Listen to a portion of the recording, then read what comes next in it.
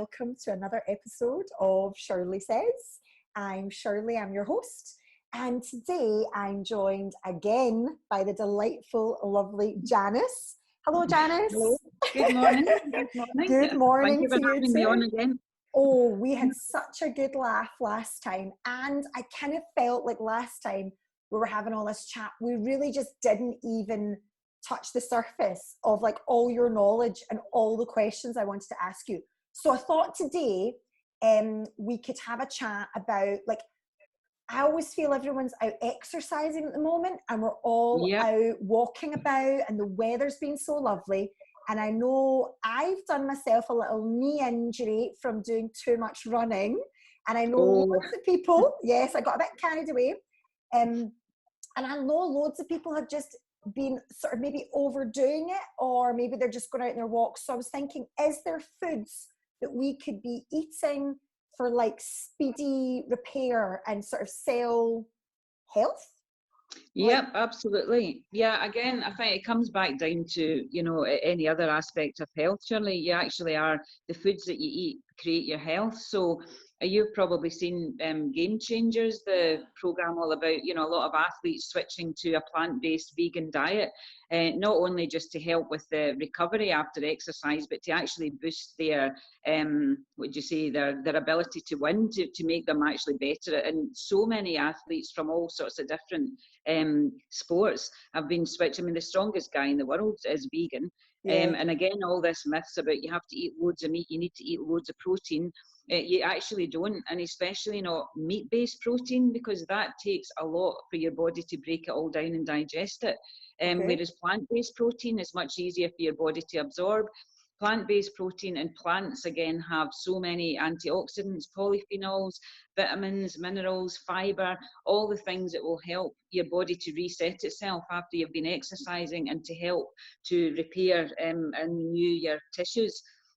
Right, okay, that's amazing, because I think the general consensus is when people do like a lot of like bodybuilding or serious exercise, they feel like they've got to have a certain amount of protein. People always talk about protein. And is plant-based protein, so say you had a certain amount of animal protein, would you have to eat a lot more plant protein, or would it just be the same values? Well, no, it's different. But again, as I said, there's been far too much emphasis on eating protein. Eating too much protein really puts a big strain on your kidneys and your liver. So, I mean, it's really, you don't need tons of protein. Obviously, you do need, your body breaks down. If you eat animal protein, it's got all the amino acids in it. But I mean, people think, oh great, if you eat a steak, that's fine, that immediately then forms new sort of tissue in your body. It doesn't. Your body then has to break it all down into the constituent amino acids, and then basically has to build your own protein, build it back up like a jigsaw. So again, a lot of the sort of controversy around plant-based protein is that a lot of plants are not complete proteins, and that they don't have all of the amino acids that we require to build muscle tissue and to use that protein for ourselves. But if you mix and match things, you know, there are foods like quinoa has got all the amino acids. Chia seeds, I think, there's quite a few plant foods that do. But the thing is, you just eat different plant foods together and you've got enough. Your body breaks proteins down anyway into the constituent amino acids. As I said, it's a bit like a jigsaw, and then your body puts them all back together again. So you don't need to, eat complete proteins at every meal, because your body stores amino acids to use. It was almost like last time we spoke, you were saying that people, even if they're eating a healthy, in inverted commas, diet, they're not eating a varied enough. So if you're going back to that sort of varied diet, then actually you'll be able to get a bit of everything, isn't it? And your body will build that, rather than just saying, I'm going to get everything from this one ingredient. That makes sense. If you go back to meat again, so I mean, there's no fibre in meat. Meat, okay, it's got protein is the main thing. All right, it's got a few other minerals and whatever. But plants are where you've got absolutely tons of fibre, and we spoke about that the last time. It's fibre that feeds your gut microbiome. It's your microbes in your gut that will reduce inflammation, that will repair your tissue, that produce all sorts of beneficial compounds. So in the absence of fibre to feed them, they're not doing the job. which is actually repairing all your tissue and you know, doing all the jobs that need to be done. Yeah, And again, as I've said, if you go back to the meat thing, it takes a long time for your body to break down that kind of protein. Plant-based proteins are broken down much faster in your body, and they're much, what you would say, cleaner proteins, because there isn't all the waste products that you get from breaking down meat. You I know, definitely so think everybody should be watching Game Changers. I think even if you don't want absolutely. to go, I know I'm vegan and I know it's not everybody's cup of tea, but I thought even to reduce some meat and up a wee bit more plants, you're never going to go wrong, are you? Not, it's not, it doesn't need to be. No, it's funny how not. when people speak to me and they say, but are you like strict vegan and all this, I just feel like, why does it need to be so black and white? Why don't we just eat more plants and then eat less animal products? And then that way you're never going to go wrong, are you, really? The more plants that you have. Yeah, that's exactly it. And diet is not a one-size-fits-all thing. I mean, I'm call myself, I'm plant-based, but the majority of the food I eat is vegan. I'd say 96% of the food I eat is vegan, but I'll occasionally, if I want, I mean, if we're out away with a camper van or whatever, and you think, oh, I'm going to have fish and chips, I'll have it. You know, once in a blue moon, but I'll have it. Alternatively, if, you know, I can get organic free-range eggs, I'll have eggs every now and again. I don't eat them all the time. But again, as you said, I don't want to restrict myself into that wee box, because there are a lot of people as well that are strict vegan, but they're very unhealthy vegans because they eat all the processed I would agree soy-based. So I mean, I eat for health, and I'm incredibly healthy. At my age, I have no health issues at all. But your health is a balance; you have to adjust it all the time. So you know, as I say, what works for one person doesn't work for another. And I love that it doesn't. I hate this idea that we have to be so rigid on anything. Do the best that you can do, and also do what feels right. I think we need to almost like just listen to our bodies. It's amazing though, because I don't often tell people I'm vegan, because people have this thing in their heads where I'm going to be, oh, I can't eat this and I can't eat that. And yes, on the bulk of my life, when I'm at home and I'm doing my own food prep and I'm making all my own meals, then yes, I will be, right, I'm only eating that and I'm doing that. But when I'm out, it's not the end of the world if I have a bit of halloumi, you know, once in a blue moon. So, do you know, I just think everybody gets this sort of thing in their head. But I did love Game Changers. I loved watching it. I'm a massive Arnie fan. I just find him so fascinating. You know, there he is. I mean, I want to say he must be in his 70s. I know, I think he maybe is. I think he is. He's working out every single day. He's making these documentaries. He's gone plant-based. And I don't think he's completely strict with it. But again, you don't need to be. It's getting away from this set idea, isn't it? I just think everybody should be watching Game Changers, because even if it makes you realise that if having some extra plants in your diet speeds up that recovery from if you're doing exercise, then it's great. So say we've got all our lovely listeners and they're out walking every single day and the sun's out. Is there things, I mean, obviously, if they have done an injury, are there things that they should be eating more of? Or can they just eat any plants? Or is there specific things that you're saying, Shirley, eat this? Well, I would just say, to be honest, and again, if we're talking about exercise, see, you've got people that are out maybe doing a lot of exercise and they just come in and they need to replenish, you know, all the energy and whatever they've used up. The kind of things that I don't do loads of really, you know, heavy exercise. I do yoga and I walk. And Janice, you do gardening? That's exercise. I do gardening. I do. You do loads of exercise. A lot of things about but I don't do that kind of, you know, really break yourself, get into a real sweat and whatever, or really push yourself. But if you do, then there are things like beetroot, for example, is a fantastic one. Also it helps you to recover quicker, and also what it does is it helps more oxygen get to your tissues, to your brain. They've done all sorts of research. I love beetroot, and the rest of my blog for wee beetroot bliss bites, and they're made with vacuum packed beetroot and pumpkin seeds and dates and nuts and all sorts of things that are massively nutrient dense. Dates are another thing that I absolutely love. One of my favourite snacks at the moment is these big medjool dates that you buy. I love and they them. taste like caramel. What we do is stuff them with nuts, either Brazil nuts or hazelnuts, and then coat them in just 70% dark chocolate with a wee bit of flaked salt on the top and put them in the freezer. And they are the most delicious treat ever. And they are so easy. And dates are fantastic because they're almost like a complete food. They've got protein, they've got fibre, they've got vitamins, they've got minerals, and they are sweet, but the sugar in dates is balanced out by all the good stuff and all the fibre. So I mean, dates are incredible, and they don't spike your blood sugar either because of all the other stuff. And if you then add nuts and other things, you're adding more benefits. You know, so it's again, like you're saying about this layering. Eat something good, but then add something else into it. And the thing is, I love dates are like my go-to like yummy snack. If I like want something like, because I've got such a sweet tooth and I like something tasty, I think, oh, and I've always got a wee stash of dates in my cupboard. Yeah, but what we do with them is I don't eat just like plain things. So the other recipe that I use a lot is a really versatile recipe for the way I call them date and oat energy bites. Right. Again, all you're doing is with that is blend. I buy the dates for that. I buy from Lidl. I think they do really nice dates in a bag. I think they're like $1.29 or something, so they're not that expensive.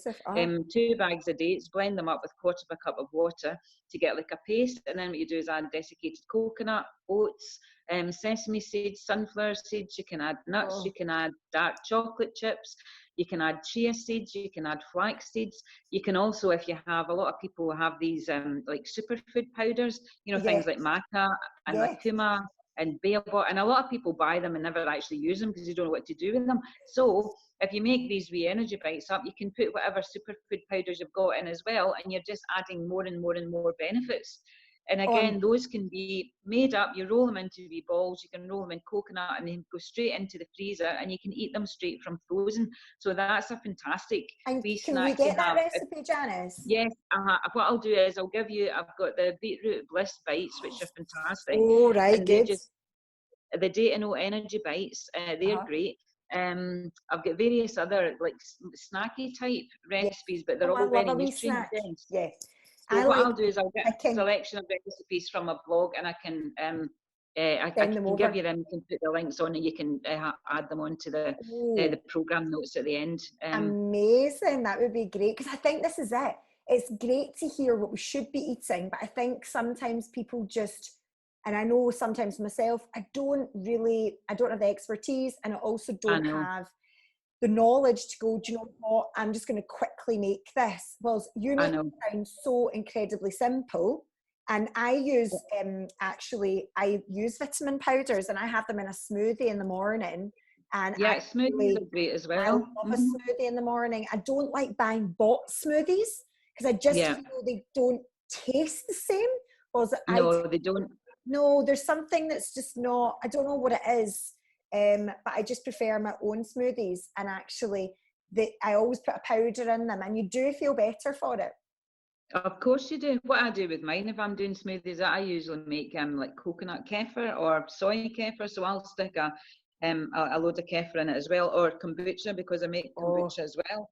So I'll put a shot of kombucha in. So what I quite often do is I'll have, you know, say a smoothie with either like pineapple, banana, spinach, greens, superfood powders, and I'll put the kefir in and kombucha. So you end up, you've got tons of probiotics and you've got loads of prebiotic fibre. So it's just like a win-win, and it just tastes great. The other thing that I do actually, which are great, is the wee like probiotic ice lollies.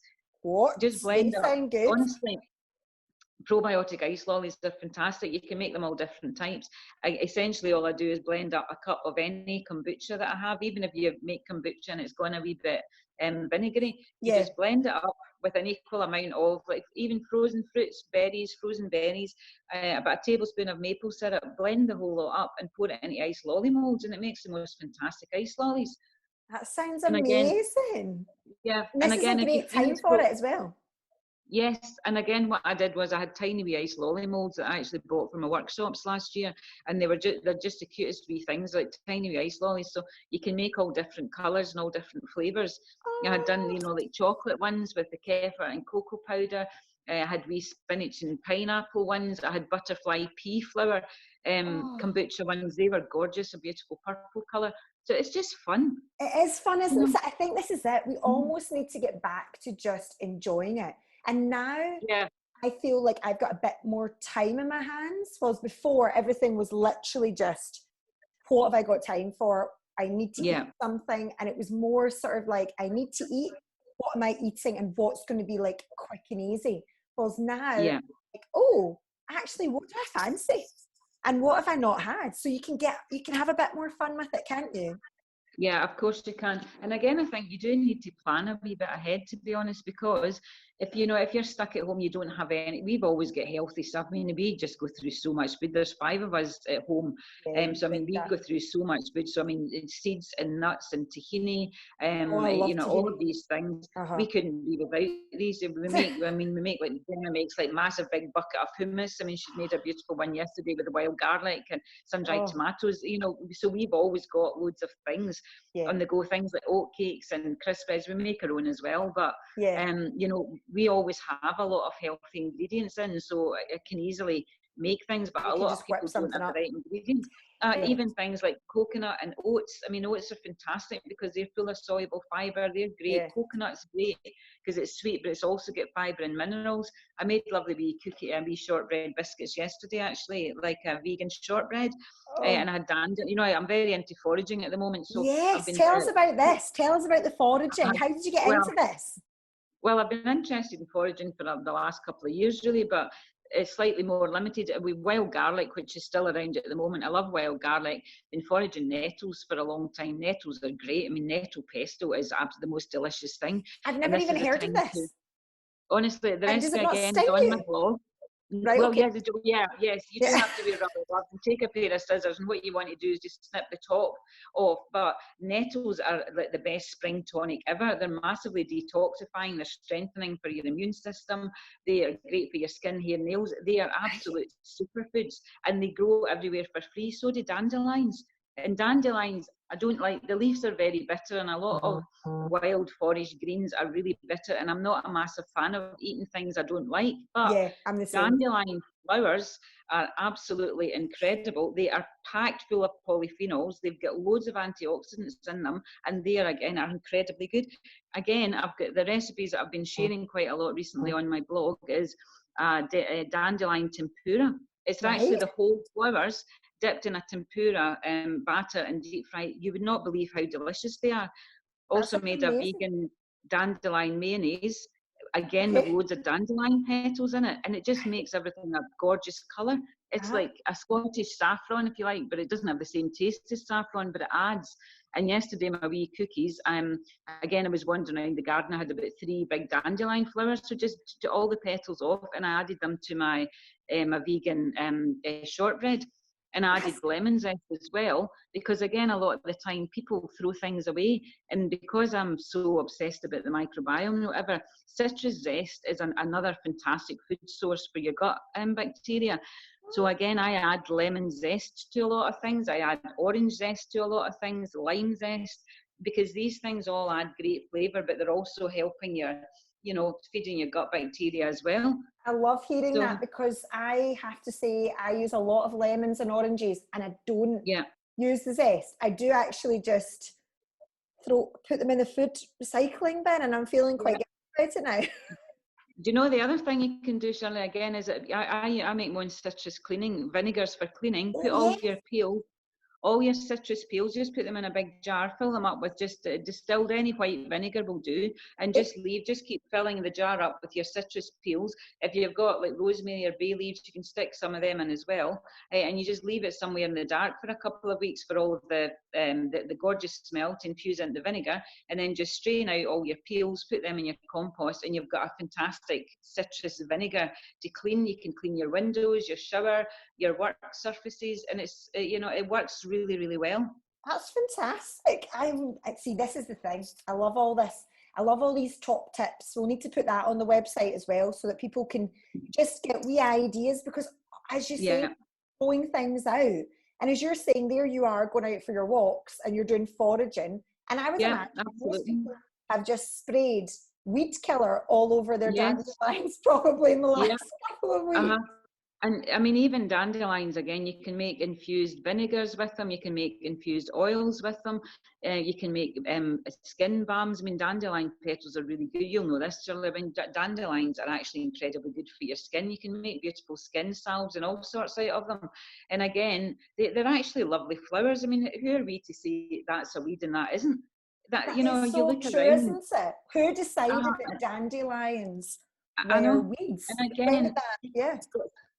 so many benefits for health. So have nettles. I mean, and after you've gone past the spring is the best time to get the nettle leaves because they're lovely and tender and they're full of minerals and all sorts. But when you get to the autumn, you can then harvest the nettle seeds, which hang down in the plants. You can see them. They grow in there's actually male and female nettle plants. Most people don't know that, but the nettle, the seeds hang down in the female plants. And you can harvest those seeds. Again, you need to cut the nettles down and just allow the seeds to dry out. I dry them in my dehydrator, and they're like nature's amphetamines. They give you such an energy boost, but without the crash. And again, they're fantastic for your skin, your hair, your nails. I've still got some left from last year because I did 2 massive big jars. I send Alistair, my husband, out to get all the jaggy nettles, and then I just process them. He gets all the horrible jobs. Yeah. Do you know what? If you're doing all the cooking, I think that's not a bad. I don't think that's a bad shout. No, it's fair enough. I let him go and get all jagged. But honestly, those, again, if you dehydrate them, they just last forever. And I sprinkle them on things. I put them in my sourdough. You can put them in your sandwiches, your wraps. They don't taste particularly much of anything, but they've got so many benefits for your health. That's you don't amazing. even need a dehydrator. You just dry them in a windowsill until they feel dry, and then you store them in a jar. And they give you such an energy boost. And I know this because I tried it. I'd read about it and thought, right, that sounds great. I actually ate 2 teaspoons of the fresh nettle seeds. I didn't bother dehydrating them, so they were really active just to see what would happen. And I kid you not, I have never got as much work done in my entire life. I was up till, I couldn't get to sleep. I was up till like midnight. I was cleaning stuff. I was getting all my jobs done. And I thought, these nettle seeds are actually fantastic. But then I went to my bed and I couldn't get to sleep. So that was my fault. Where do I get nettle seeds from if I need to buy them? Because I live in the city. You can buy them online. You can get them from Amazon. Yeah, you can buy them. But I mean, do you think dried nettle seeds are better? I know, but if they may not, if they're where I stay, they probably have been sprayed with some sort of pesticide, Janice. So but you do need to watch where you're getting them from, Shirley. But again, you can buy them from Amazon. And so honestly, would it be dried or fresh? Yes. Which I would go for dried. Is that better? Go for dried, yes, because the fresh ones are really, really strong and really powerful and really potent, as I discovered. But I did want to try it out, and I did try it, and honestly, it really just gives you such an energy boost. It's like having, a really, really strong black coffee, and it gives you a bit of a boost. I would love that. Every so often I need a wee. Yeah. I don't get the shakes. I'm not good with coffee. I get terrible shakiness. It's not, it's not good. That is so interesting. So what else? Honestly, it's fascinating. What else could we be out foraging then if you were out on your walk? Say people are out in the country around at this time. Well, the thing is, I would say things like nettles and dandelions because everyone knows what they are. What they look like, and there are a lot of plants that grow that are actually toxic, and quite a lot of ones. I mean, wild garlic is another fantastic one. It smells of garlic. It's pretty unmistakable, but it does actually look a bit like lily of the valley, which sometimes grows beside it. But again, if people just Google, I mean, it's on. I think there's quite a lot of foraging stuff on my blog. Again, I can put all the links to all the different things. But again, even if people just Google wild garlic, it is unmistakable. It smells of garlic. It grows along roadsides and woods, usually in shaded areas, and it's got a lovely white flower. And the thing with wild garlic is you can use absolutely every single part of the plant. I make pesto with the leaves. The wee flowers are absolutely delicious. They taste like sweet, garlicky, gorgeous wee flowers. Lovely on your salads, on soups. The stalks, they're like spring onions. So you can slice them all up and add them to your salad. They are absolutely delicious. In fact, I don't know if you saw it, I made I have so much time in my hands. I made a sourdough for a garden. I don't know Oh, if you saw that. yeah, And it was like, it was actually very nice. I did get actually loads of likes on it because I just made my sourdough. I had my dough ready, and then what I did was I made it like a garden. So I had got chives from the garden. I had wild garlic stalks. I had sun-dried tomatoes, and I had char grilled peppers, and I had wee olives, and I made flowers, and it made it look like a garden. And I had red onions and pumpkin seeds and fennel fronds, and I actually had brilliant fun. And it was almost like a work of art. I thought it was great fun. I just wandering in the garden and saying, what else can I put in my garden? What else is going to make me catch? Honestly, but you have no idea. The most likes I ever had on Instagram, I was like, oh my goodness, that's a work of art. You couldn't eat that. And I thought, no, we totally did eat it. No, it we was were fun. eating that. Do you know what? That's what I love though, because actually you just completely are so much into it, and you just so enjoy it. It's not a chore. And I think there's something so lovely about just going, do you know what? I feel really, really good on it, but actually it's really, really tasty. I think there's loads of people out there, and I've done it as well, where I'm just eating because I need to eat, not because I'm like, oh my word, that is delicious. Yeah. It's just like a quick, right, I'm going to eat something, what am I having? Whereas now I think we can have the time to go, maybe not go as crazy as trying to get all that out of our gardens, but if we can do something that's really, really tasty, then there's something so lovely about that, isn't there? Oh, I know. Janice. And the thing again, Shirley, honestly, see the weeds though. I mean, they are like vibrant and robust. They've got such a strong energy. And a lot of the time, the stuff you're buying in the supermarket, it doesn't have anywhere near the nutrient density that you'll get from Nettles, for example. I mean, Nettles have got about 3 times the nutrient density of any other green that you'll get. So and they grow everywhere. And again, going back to what else can you put, there's loads of things you can forage, but again, you have to be careful because some things are toxic, and if you don't know what you're doing, and people always say to me about mushrooms. I mean, I haven't done a foraging. I'd love to know more about mushrooms, but I don't know enough about them to pick them, because if you make a mistake, you can be dead, to be honest. So I mean, let's not do that. And there's also plants like hemlock. Plants like hemlock look quite like another plant called water parsley, and they're easy to mistake. So unless you absolutely know what you're doing, you could pick the wrong one and kill yourself and your family. So you won't do that with nettles. You won't do that with dandelions, nor will you do it with wild garlic. So as long as you know what you're doing. But again, it's absolutely fascinating. It really is. That's what I say. My new mantra was, if you can't beat them, eat them. So don't kill your weeds, eat them instead. And I suppose the thing is, it'll be organic, really, won't they? Yes. Because no one's put anything on it or have pesticides. So if you are able to get nettles, and like my mum always grew rhubarb as a kid, it was almost like it was just everywhere. Rhubarb was just everywhere. Do you find that in your garden? Yeah. What do you use rhubarb for? Well, I've actually got some just now. In fact, my brother, I mean, he has got massive amounts of rhubarb, but sadly I can't see him at the moment, but it's just coming through. I've got some in the garden, but not as much.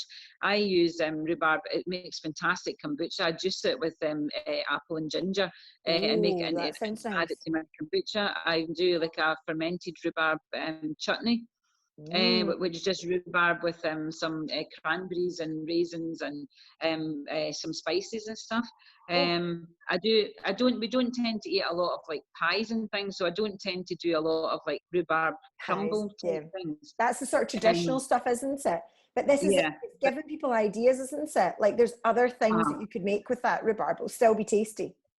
Yeah, I made a nice rhubarb and sweet potato kind of like stew last year, which was actually really nice, because rhubarb isn't sweet. It's really quite sour. Yeah, so why do we think, you have to put a bit of a bitterness to it, isn't there? And again, I don't like adding loads of sugar to things, so I really don't. So I don't like to add loads of sugar, because obviously, as you know, sugar's not great for your skin or anything else. Yeah, so, no, we're not a fan of sugar. No, that's why I don't really like making things with loads of sugar in them.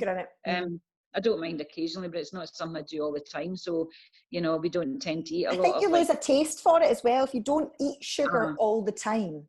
Yeah. I know that when I do have something sugary, I get a taste for it and I start going, I'll have something else that's sugary, and but when I haven't had it in a while, I kind of get out the way of it. Is that right? But the problem is here, Shirley, there's always Laura made. She makes these absolutely delicious chocolate vegan cupcakes. They are the nicest cupcakes I have ever had, and she makes them chocolate and orange, and then she makes it. She's very professional with them. I'm going to put the recipe actually on my blog because they are the nicest, most delicious, moist, gorgeous cupcakes ever. And I said to Laura, "Don't make. I'm not having one. I'm going to." I'm trying not to eat as much. Yesterday I thought, "Oh damn it, I'm just going to have one." The problem is when you know that it's going to be tasty. I don't like eating something and I think, is that going to be worth it? I want to have something I know if I'm going to eat it, I'm like, oh, I really enjoyed that. So I think that's allowed then. That's allowed. Oh, absolutely. It was totally worth it. I would have had, as they just had that in a coffee. That was my lunch. I thought, right, I'm not going to, I'm going to sit and really enjoy that. But then I had one of my vegan shortbread biscuits as well, but they had dandelion petals in them, so that's okay. So you were buzzing about for the rest of the day. And lemon zest, yeah, totally sorted. Yep. Oh, Janice, do you know what? It was so incredibly lovely to hear from you and get all your chat and to find out all this knowledge. And I think what we'll do is we'll put all your wee recipes, we'll continue popping them on, Shirley says, and we'll put links to yours. So if anybody wants to follow you, Janice, tell us, what are you on Instagram? Yep, I'm on, it's Be Nourished by Nature on Instagram. And I'm also on Facebook, and it's Nourished by Nature UK on Facebook. So I do share a lot of stuff, a lot of tips and recipes and just ideas, to be honest. You know, because I think that's the problem. People get stuck in a rut and just keep making the same food all the time. And you need to mix it up a bit if you want to be, you know, to sort of please your gut microbes and have them working, you know, really hard on your behalf. So you have to mix it up a bit and eat seasonal stuff. That's why foraging is a brilliant thing, because you're eating stuff that's at its best. It's seasonal. It's only there for a short time, you know, and it's all there for free. Honestly, it's phenomenal, and I could listen to you all day. And I want everybody. I could talk to you all day, Shirley, but I better let you go. We'll have a fantastic day, guys. Thank you for tuning in. Thank you for listening. If you liked any of that, please follow Janice on any of her social media. She is phenomenal. Please go on to Spotify or iTunes and reviews and be kind. And please, please share me with your friends so that we can all become healthier, happier little people wandering around the earth. Okay, lovely to see you and hopefully catch up with you very, very soon. Take care. Bye.